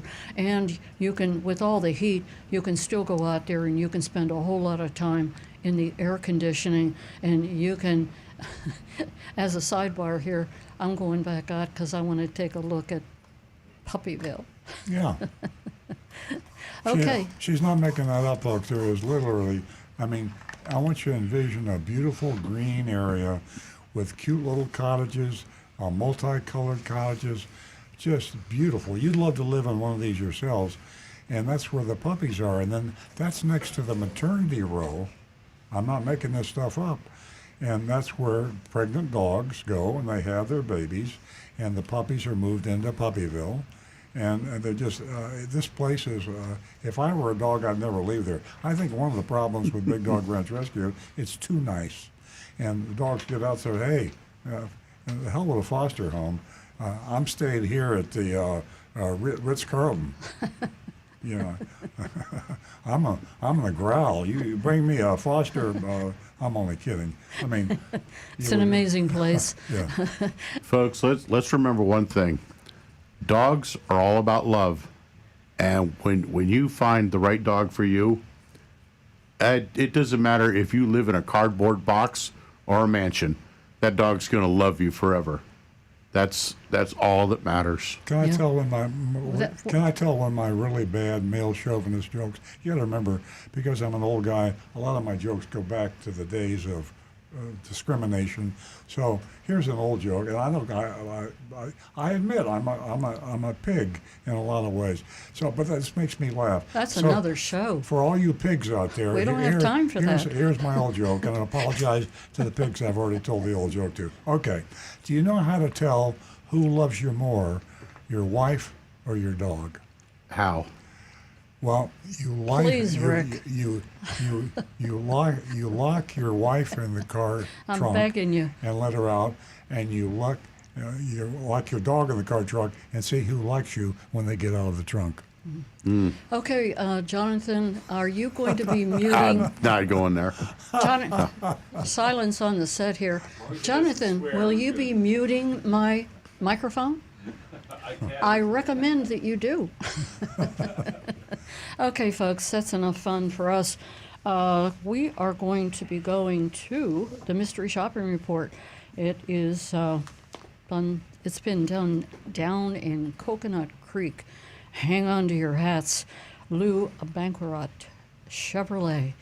If you want to vote, and I know you will, you can do so at 772-497-6530. Hey, before you do the Mystery Shopping Report, I have to share this real quick, okay? We have in the Palm Beach Post, Honolulu tops list for the safest drivers in the U.S., and here's what the report finds. Number 1, hard brake the least, Honolulu. Drive at high speed, the least, Honolulu. Handle their phones the least, This is the whole United States? San Jose, California. Yeah. Here are the riskiest drivers. Number 1, Port St. Lucie. Port St. Lucie. Yeah, for you folks out there, Port St. Drive at Lucie, high speed. for your folks out of the area of Port St. Lucie, is a little bitty community to the north of North Palm Beach, and nobody's heard of it unless you're in this area. And it's supposed to be a little rural, happy town, but the drivers there are apparently all maniacs. There we you have go. a small Port St. Lucie is full of driving maniacs, according to the survey. Not. I don't think they called them maniacs, but No, I did. it was close. But you were asking about the phones, whether handling or not handling. Mm-hmm. You know who handles their phones the most? Rhode Island. Mm-hmm. There you go. Okay, mystery shopping report. Okay, one more quickie before I do the mystery shopping report. I forgot to tell you about this. You know, one of my favorite targets on this show is Napleton, probably one of the most corrupt car dealers anywhere. And every time we shop him, it's just ludicrous. He's got dozens and dozens of dealerships. They just keep getting bigger and bigger and bigger. But one of the interesting things about Napleton, I mean, in a way, you have to admire the devil by the way he goes about it. I mean, if someone's a really bad guy and they just never get in until they're gone, I mean, you got to give them a pat on the back for persistence. Here's what Napleton done. Hyundai has been trying to get rid of Napleton because Hyundai's got a bunch of Napleton dealerships, or I should say Napleton's got a bunch of Hyundai dealerships, and he's all over the country. He's got quite a few in Florida. So Hyundai's trying to get the dealerships back from Napleton, but with the state laws lobbied in by the money grubbing attorney generals that are protecting the dealers, you can't get rid of a car dealer. A car dealer's got to be a murderer and then some to get rid of them today because the laws aren't enforced. That's another story. So Napleton sues Hyundai all the time. No, another lawsuit. So now Napleton's suing Hyundai because they've been forcing him to falsely report electric vehicle sales. Now, if you know Napleton, he falsely reports everything. I mean, so nobody's forcing him to falsely report. That's what he does. So it just, to me, is a little bit of humor. He'll probably sue me now, but it's not going to do him any good to sue me. He's going to sue Hyundai to stall Hyundai off on getting rid of him. And that's my little nugget of the day. Okay. Okay, so we're going to go to the mystery shopping report. Lou Baccarat. Here you go. Lou Baccarat Chevrolet in Coconut Creek, or in Pompano, Fort Lauderdale, I think. Speaking in the first person, I got a little story I might tell you if I have time after this shopping report, because Lou Baccarat and I go way back. Okay, mystery shopping report. Speaking in the first person as if I were Agent Lightning. I arrived just before lunch. As I was walking up the front steps, salesman was smiling at me, bent over, extending his hand for a handshake. He introduced himself as Matt and asked if I had an appointment with anyone today. Matt said he was happy to help me out and suggested that we go over to his desk. He asked, "What do you have in mind to accomplish today?" I said, "I'm looking for a truck to haul a fifth-wheel camper, and I saw some great deals on the website." And, again, speaking as myself here, we try to get advertisements that sound too good to be true. That's a good way to get a juicy mystery shopping report, because anything that a car dealer advertises today, you can count on one thing: it ain't true. I mean, the car dealership ads are all fictitious. Matt asked, "What features are most important to you?" I said, "Adaptive cruise control and leather seats." And then I showed him the truck advertised online, a new 2024 Chevrolet Silverado, Silverado 1500 RST, with an MSRP of $59,925. Monroney label, MSRP, $59,925. Lou Baccarat was offering it for sale for $47,937. Whoa! too early to say woo, but I always say woo at this stage of the report. $12,000 off MSRP. Matt confirmed it was in stock and available for sale. He suggested we go take a look and get the keys. Matt offered me for me to sit in the air conditioning for a while. And if you're not from this area, of course, I guess anywhere in the world now, it's hot everywhere. So it's really hot here in South Florida. So that was a smart move. Sit in the AC while he pulled the car around up front. About 2 minutes later, Beck was back already. Mentioned for me to come and see my new truck. She's a beauty. We went outside. There she was. Matt used the auto start feature. They all do that now. And they're fun. I like the auto start feature to start it. And then he showed me all the features he had to offer. He pointed out that it has a hitch already, and also the adaptive cruise control already on the car. That's almost everything I wanted in the truck. Matt then pulled up the big screen and went through the investigation. I'm sorry. He went through the navigation, adding Google Play, Apple CarPlay, etc. He also mentioned that there was a lift kit and a bed liner in the truck bed, which they don't all have. Okay, reaffirmed that lift kit was not in all trucks, but it was in this one. Now, the addendum label, the infamous addendum label, next to the properly placed Monroney label. Now, I underline this for the simple reason. This is in Pompano Beach, Florida, which is in South Florida, which is Sodom and Gomorrah, which is the worst place you could buy a car. And the Monroney labels, to find a Monroney label on the window where the manufacturer and the federal law says it should be, is almost never happens. So I underline it. So Lou Baccarat, pat on the back to Lou Baccarat, actually not tearing the Monroney label off and hiding it somewhere. And it listed the typical appearance package kit for about $4,000 and $14,000 for the lift kit, which is supposed to be included. Lou Baccarat's price on the addendum was $78,000. Boom! 064. Now, he did say the price was what he said the price was. So the addendum is a shocker. Now, here's another reason for the addendum. The addendum is there for the people that are not sophisticated enough and not educated enough and careful to find out what the advertised price are, what the fine print is, and to have that discussion with the salesman. There are those people, believe it or not, who just wander innocently into a car dealership and says, I'll take that one over there.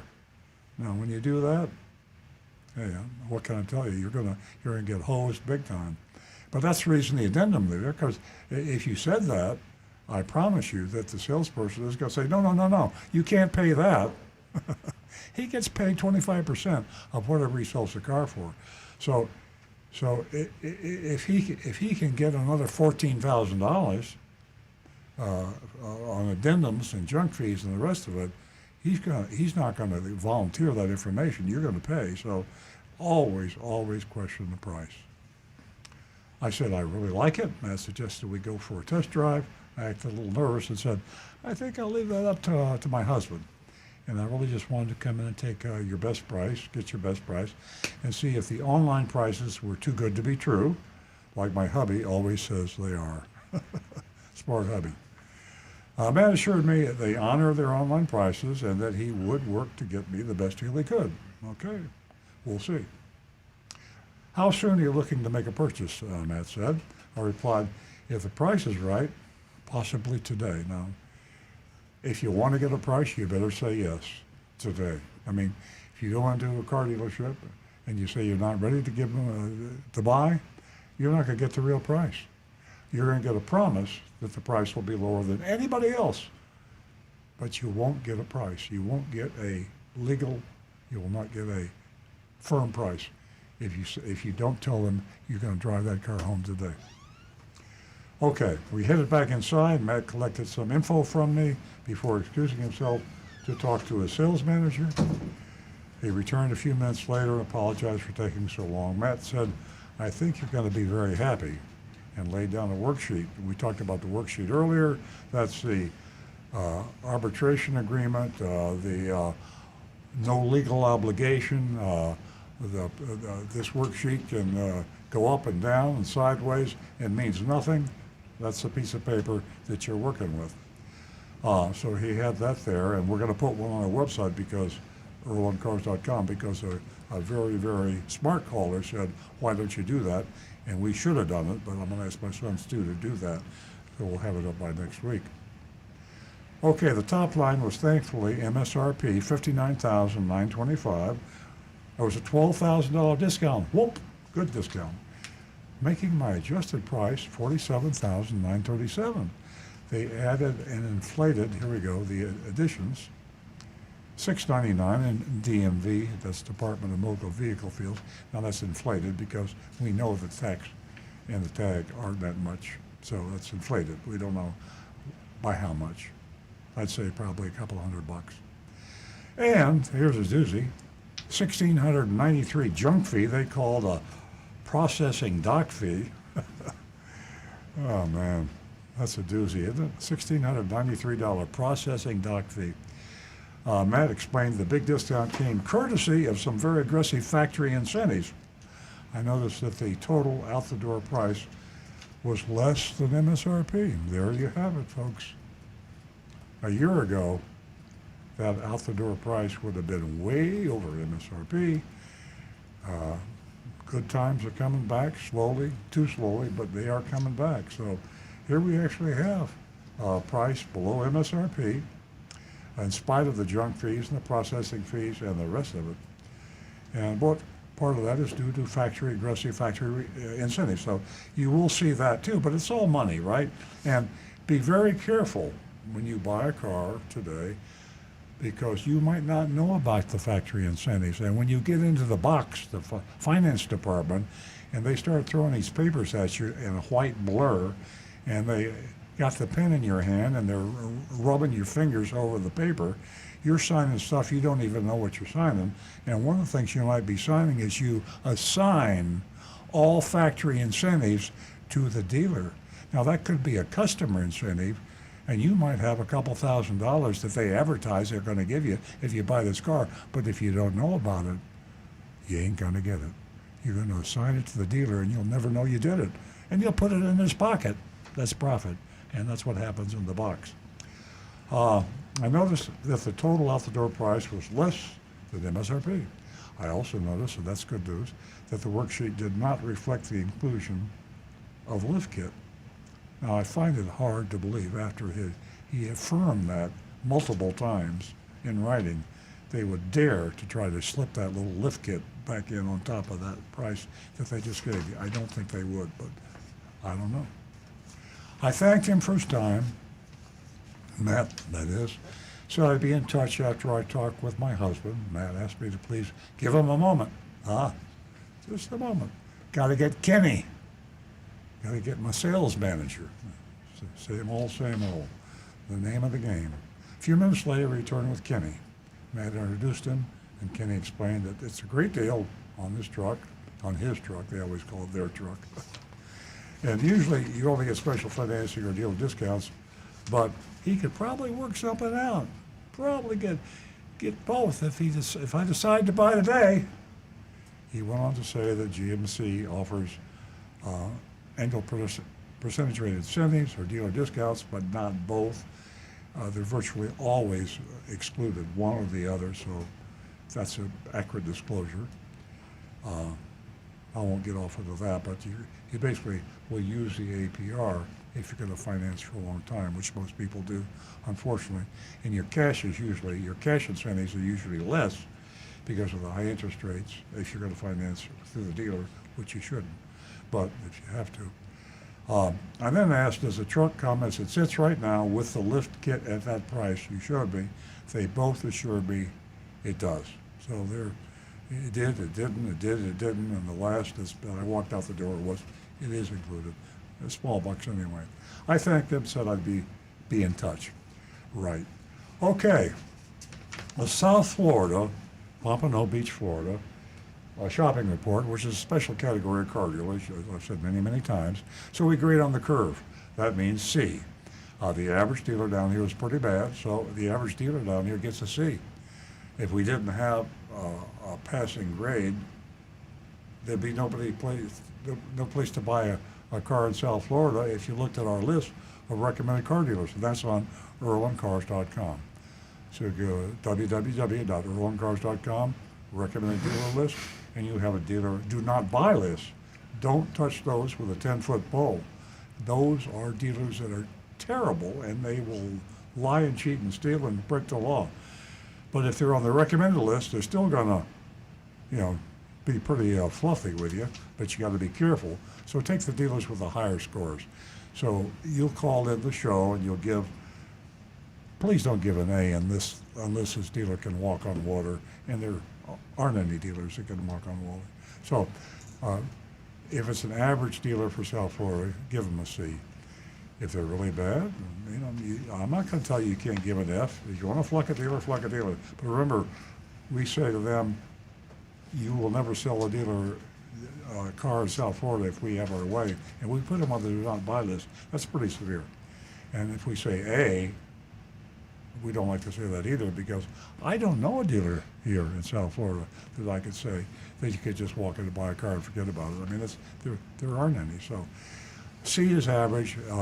You could text us, your number at 772-497-6530, and we will get to your text, and we will get to your YouTube, youtube.com/Earl on Cars, and we got Facebook /Earl Cars, facebook.com/Earl on Cars.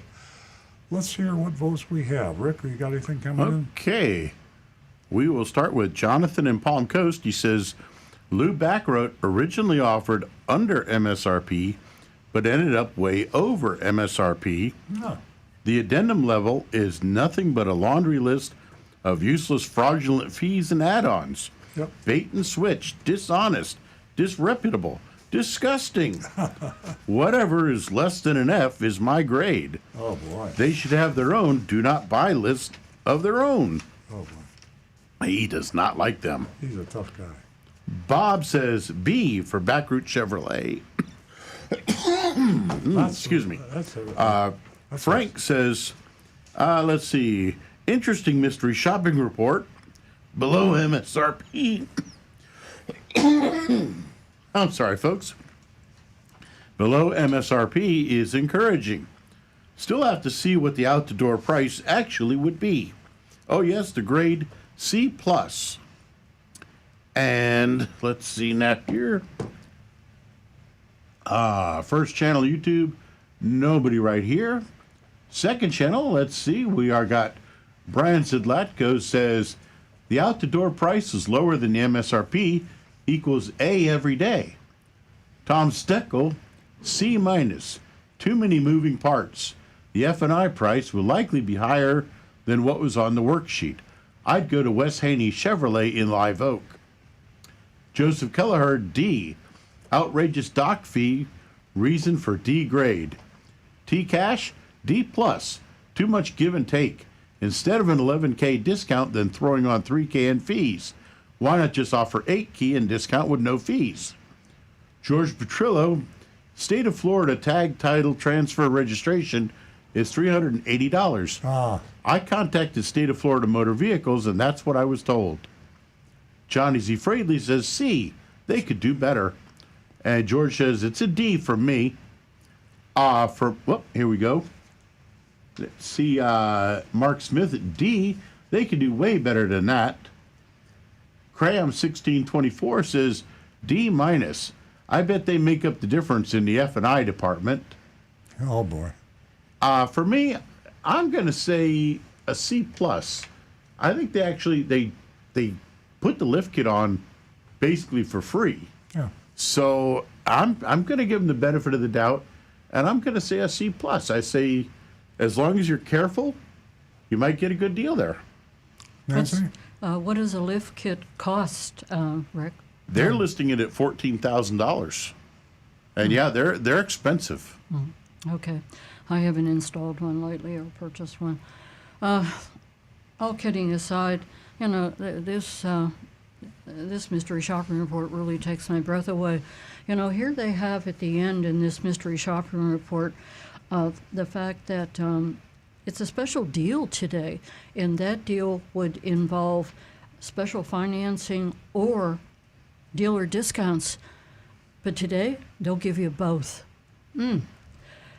Run. Don't walk. Run. I give them an F. Oh, my God. Oh, boy, she's in a bad mood today, folks. Stay away from Nancy. No, stay away from Lou Baccarat, And Lou. Chevrolet, Coconut Creek.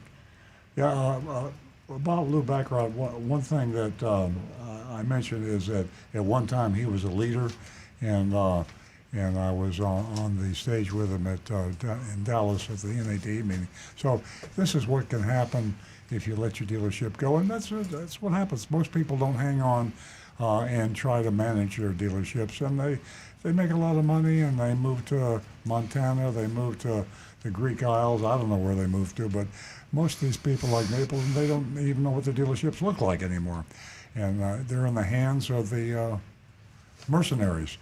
Well, I think we're Ready to wrap it up. What's your vote, Earl? my vote is for a C+. Okay, C+. Okay, folks, we'll be right back here next week.